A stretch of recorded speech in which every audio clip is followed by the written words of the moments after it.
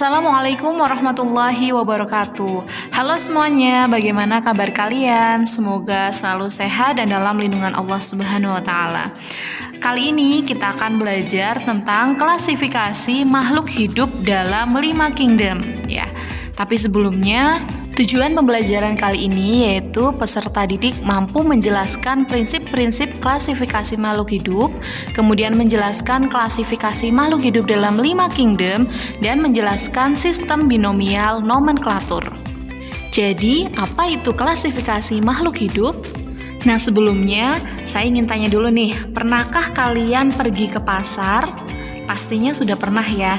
Nah, di pasar itu pastinya ada beberapa pedagang ya yang menjual, misalkan menjual sayuran, kemudian ada yang menjual buah-buahan ataupun barang-barang sembako ya. Nah, kenapa sih barang-barang itu harus dikelompokkan berdasarkan jenisnya? Nah, pasti tujuannya adalah untuk mempermudah kita agar lebih mudah ya untuk mencari barang tersebut. Nah, begitu juga dengan makhluk hidup yang ada di bumi ini ya. Bayangkan saja ya kalau misalkan makhluk hidup yang ada di bumi ini tidak dikelompokkan berdasarkan jenis-jenisnya, pastinya ya dengan jumlah yang sangat melimpah akan sangat sulit dipelajari bagi kita ya. Oleh karena itu perlu dilakukan pengelompokan makhluk hidup yang bisa kita sebut klasifikasi makhluk hidup. Makhluk hidup dikelompokkan berdasarkan persamaan sifat yang dimilikinya. Nah, tujuan dari para ilmuwan mengklasifikasi makhluk hidup yaitu yang pertama, mendeskripsikan ciri-ciri makhluk hidup ya agar mudah dikenali. Kemudian, mengelompokkan makhluk hidup berdasarkan ciri-cirinya. Kemudian, mengetahui hubungan kekerabatan antar makhluk hidup dan mengetahui evolusi makhluk hidup atas dasar kekerabatannya. Seiring dengan berkembangnya ilmu pengetahuan, terutama di bidang taksonomi, sistem klasifikasi makhluk hidup juga terus berkembang ya. Ada 3 sistem klasifikasi makhluk hidup, yaitu ada klasifikasi artifisial atau buatan, kemudian klasifikasi sistem alami, dan juga klasifikasi sistem filogenetik. Yang pertama, kita akan membahas tentang klasifikasi sistem alami. Jadi, klasifikasi sistem alami ini menggunakan dasar persamaan dan perbedaan morfologi atau bentuk luar tubuh ya secara alami. Nah, sehingga otomatis menghendaki terbentuknya suatu kelompok-kelompok makhluk hidup secara alami. Adapun tokoh yang berperan itu adalah Aristoteles. Nah, contohnya misalkan pada hewan, kita bisa mengelompokkan hewan ya berdasarkan cara geraknya ya secara alami. Itu misalkan ada hewan berkaki, ada hewan bersayap, hewan bersirip ya. Kemudian pada tumbuhan kita bisa lihat dari morfologi bijinya, misalkan ada tumbuhan berbiji berkeping 1 ya atau monokotil, dan ada juga biji berkeping 2 atau dikotil. Yang kedua yaitu klasifikasi sistem buatan. Nah, klasifikasi sistem buatan ini jauh lebih baik ya dan mudah dipahami apabila dibandingkan dengan sistem klasifikasi sebelumnya ya. Dan dikemukakan oleh Carolus Linnaeus atau Bapak Taksonomi ya. Nah, untuk klasifikasi sistem artifisial atau buatan ini menggunakan dasar struktur morfologi, anatomi, maupun fisiologi ya, terutama alat reproduksi dan habitatnya. Jadi, Linnaeus ini mengelompokkan makhluk hidup yang memiliki ciri khas yang sama ya, kemudian memberikan istilah tertentu untuk setiap tingkatan klasifikasinya. Adapun tingkatan klasifikasi yang digunakan oleh Linnaeus itu kita lihat ya di gambar. Yang pertama itu ada kelompok yang paling besar, itu ada kingdom atau regnum ya. Perlu diingat bahwa kingdom itu adalah untuk hewan dan regnum itu adalah untuk tumbuhan. Kemudian ada phylum atau divisio ya. Phylum itu untuk hewan dan divisio itu untuk tumbuhan ya. Kemudian ada klasis, ordo, family, genus, dan spesies ya. Jadi kalau kita perhatikan sebenarnya klasifikasi ini terdiri atas beberapa tingkatan ya, mulai dari kelompok yang paling besar, kemudian dibagi lagi menjadi beberapa kelompok kecil ya. Nah, tiap tingkatan kelompok inilah yang disebut sebagai takson. takson itu disusun dari tingkatan tinggi ke tingkatan rendah ya. Dengan demikian, semakin tinggi tingkatan takson berarti jumlah anggotanya itu semakin banyak, namun persamaan cirinya itu semakin sedikit ya. Kemudian kebalikannya, apabila semakin rendah tingkatan takson berarti jumlah anggotanya semakin sedikit, namun persamaan cirinya itu semakin banyak. Yang ketiga, kita akan membahas klasifikasi sistem filogenetik ya. Ini disusun berdasarkan jauh dekatnya hubungan kekerabatan antara takson yang satu dengan yang lain ya. Jadi selain berdasarkan pada sifat morfologi, anatomi maupun fisiologinya ya, klasifikasi sistem filogenetik ini juga menjelaskan bahwa semua makhluk hidup itu memiliki kesamaan molekul dan biokimia ya, namun berbeda-beda dalam bentuk luarnya ya, dalam bentuk tingkah laku yang dapat diamati ataupun pewarisan keturunan.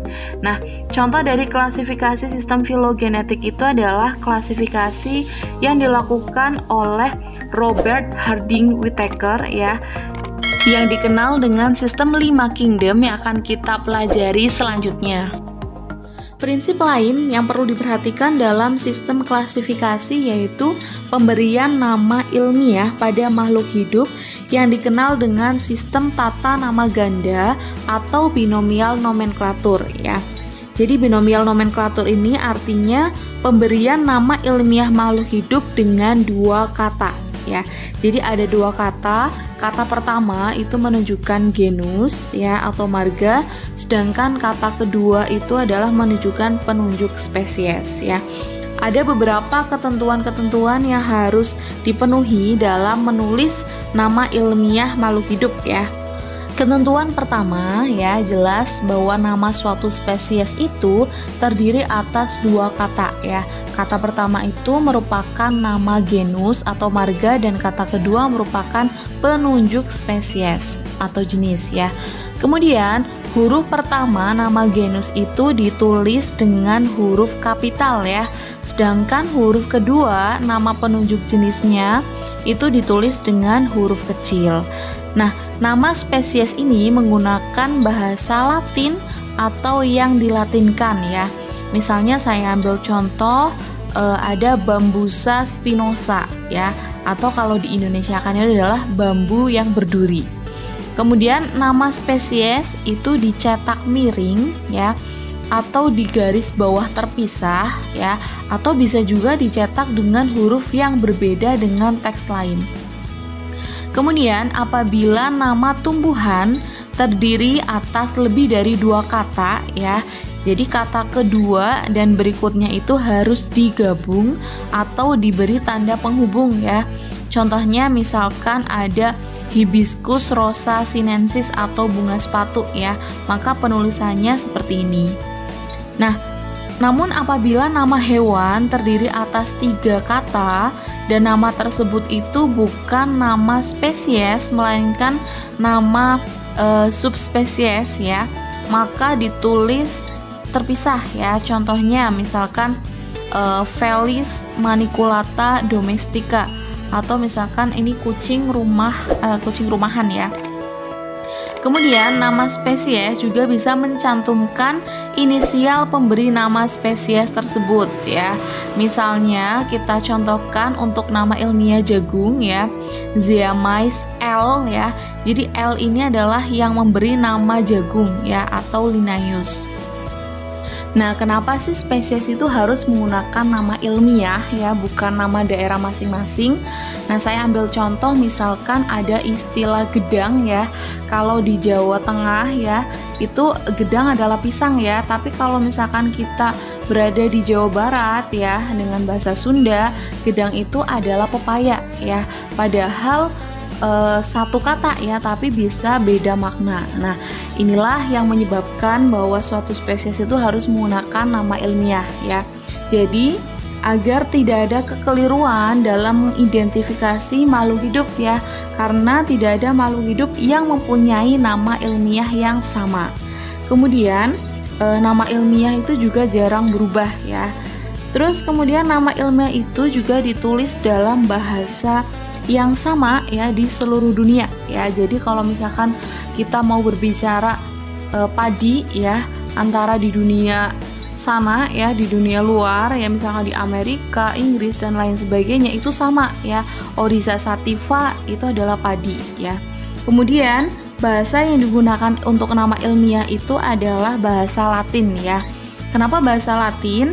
Jadi bahasa Latin itu digunakan karena bahasa Latin itu tidak banyak mengalami perubahan. Nah, ada beberapa ketentuan juga dalam memberikan nama takson pada makhluk hidup ya.